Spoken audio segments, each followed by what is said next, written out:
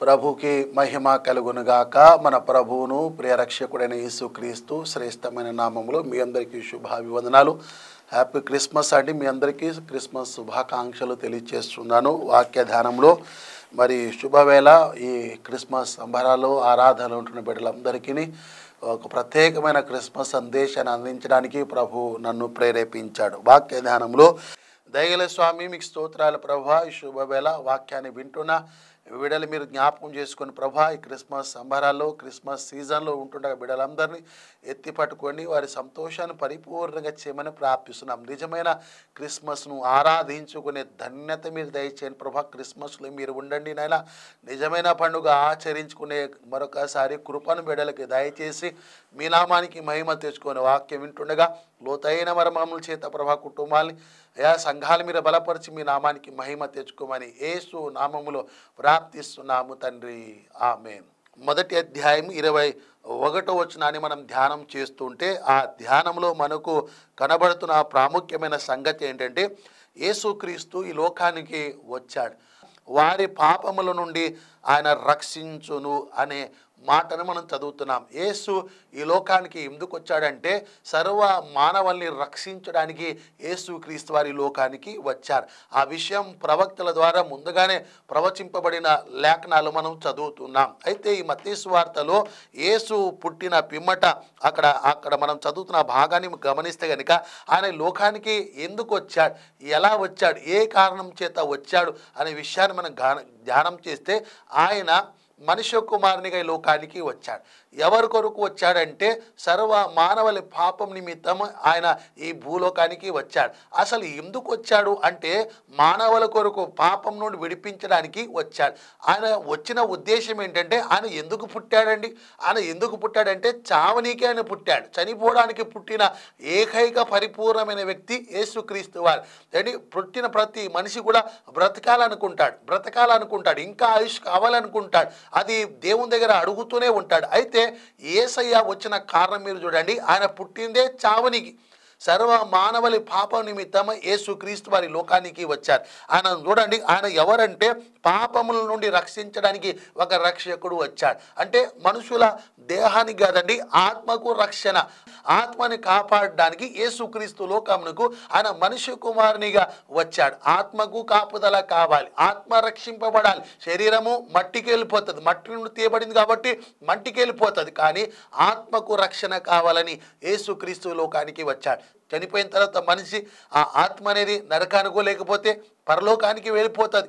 ఆత్మ రక్షింపబడితే పరలోకం, యేసుక్రీస్తు అనే నామంను కలిగి ఉంటే పరలోకం, బాప్తిసం, మానవ మనసు నువ్వు కలిగి ఉంటే పరలోకానికి వెళ్ళిపోతావు, లేకపోతే నరకానికి వెళ్ళిపోతావు. ఆ నరకం నుండి తప్పించడానికి నీ ఆత్మ రక్షణ కొరకు యేసుక్రీస్తు వారు ఈ లోకానికి ఎట్లా వచ్చాడంటే నీ పాపం నుండి విడిపించడానికి ఆయన మనుష్య కుమారునిగా ఈ లోకానికి వచ్చాడు, ఒక రక్షకునిగా వచ్చాడండి.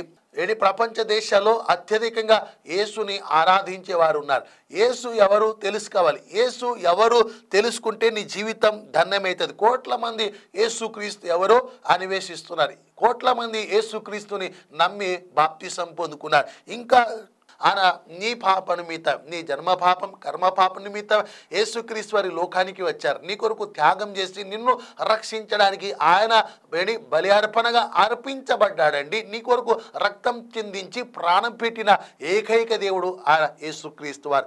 ఆయన నిజంగా నీ కొరకు చేసిన ఆ పుణ్య త్యాగాన్ని మీరు జ్ఞాపకం చేసుకోవడమే నిజమైన క్రిస్మస్ ఆరాధన అవుతుంది. అయితే ఇవాళ యేసు ఎవరు అనేది ఒక ఆలోచన మనం చేస్తే మత్తయి సువార్త 1:21 ప్రకారంగా ఆయన నీ పాపముల నుండి రక్షించే ఒక రక్షకుడుగా వచ్చాడు. నీ పాపముల నుండి తొలగించే ఒక రక్షకునిగా యేసుక్రీస్తు ఈ లోకానికి వచ్చాడు. నువ్వు రక్షింపబడాలి, నీ ఆత్మ నశించిపోవద్దు, నీ ఆత్మ నిత్య నరకానికి పోవద్దు, నీ ఆత్మ ఆ స్వర్గములో ఉండాలి, ఆ మోక్షములో ఉండాలని యేసుక్రీస్తు వారు ఈ లోకానికి నీ కొరకు వచ్చాడు. నీ కొరకు రావడమే ఒక పండుగ, నీ కొరకు త్యాగం చేయడం ఒక నిజమైన క్రిస్మస్ పండుగ. కాబట్టి ఈ పండుగలో మీరు ఉండాలి, ప్రభుని తెలుసుకోవాలని మనస్ఫూర్తిగా నేను కోరుకుంటున్నాను. ఈ భూలోకంలో ఉండే సర్వ జనాంగానికి ఆయన ప్రభువే ఉన్నాడు.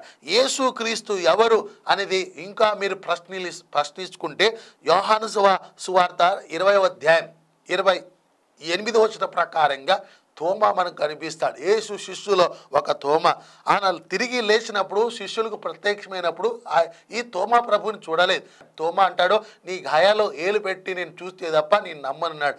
ఆ తోమా చూడండి, ప్రభు అవకాశం ఇచ్చినప్పుడు ఆ తోమా ప్రభు యొక్క గాయాలు ఏలు పెట్టి చూసినప్పుడు తోమా ఏమంటాడంటే 20 వచనం యోహాను సువార్తలో, నీవు నా ప్రభు నా దేవుడు అని తోమా అంటాడు. యేసుక్రీస్తు వారు ఎవరంటే మన ప్రభు, ఆయన మన దేవుడు అండి.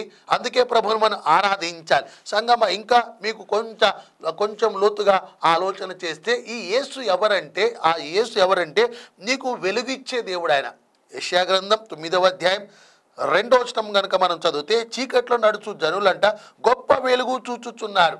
అంటే యేసుక్రీస్తు వారు ఎవరంటే ఆయన ఒక వెలుగు, ఆయన ఒక ప్రకాశమానమైన ఒక వెలుగు అండి. ఆయన నువ్వు చూడాలి. నువ్వు ఆయన చూస్తే నువ్వు సర్వసత్యంలోకి నడవగలవు. ఆయన నీకేమి ఇవ్వడానికి వచ్చాడంటే నీకు ఆయన వెలుగు ఇవ్వడానికి వచ్చాడు. అంటే నువ్వు ఎక్కడ ఉన్నావు? చీకట్లో ఉన్నావు. చీకటి అంటేనే మరణం, చీకటి అంటేనే పాపం. పాపం నుండి మిమ్మల్ని విడిపించడానికి యేసుక్రీస్తు మనుష్య కుమారునిగా వచ్చాడు. మన మూల వాక్యం మత్తయి సువార్త 1వ అధ్యాయం 21వ వచనం. యేసుక్రీస్తు వారు ఎవరంటే నీ పాపము నుండి నిన్ను విడిపించడానికి వచ్చిన మనుష్య కుమారుడైన.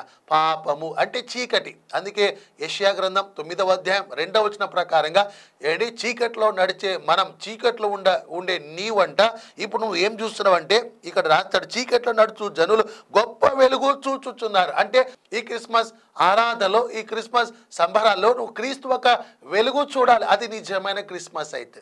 దేనికి రక్షకుడు? నీ ఆత్మకు రక్షకుడు ఆయన. నీ ఆత్మను రక్షించడానికి వచ్చిన వాడు. నీ ఆత్మ ఎక్కడ ఉందంటే చీకట్లో ఉంది. నువ్వు చీకట్లో జీవిస్తున్నావు కనుక ఆయన ఎవరంటే ఆయనకు వెలుగండి. ఆ వెలుగును చూడడానికి ప్రభు నీ కొరకు ఉదయించాడు. ఆయన అరుణోదయపు నక్షత్రం అని మీ జ్ఞాపం చేస్తున్నా. ఇక్కడ అద్భుతంగా రాస్తున్నాడు, చీకట్లో నడుచు జనులు గొప్ప వెలుగు చూచుచున్నారంటే యేసయ్యను మనం చూడగలగాలి. అది నిజమైన క్రిస్మస్గా మనకు ఉంటుంది. నిజమైన క్రిస్మస్ అంటే ఆ అరుణోదయపు నక్షత్రం నువ్వు చూచినప్పుడే నీ చీకటి అంటే పాపం పోవాలి నీలోకెళ్ళి.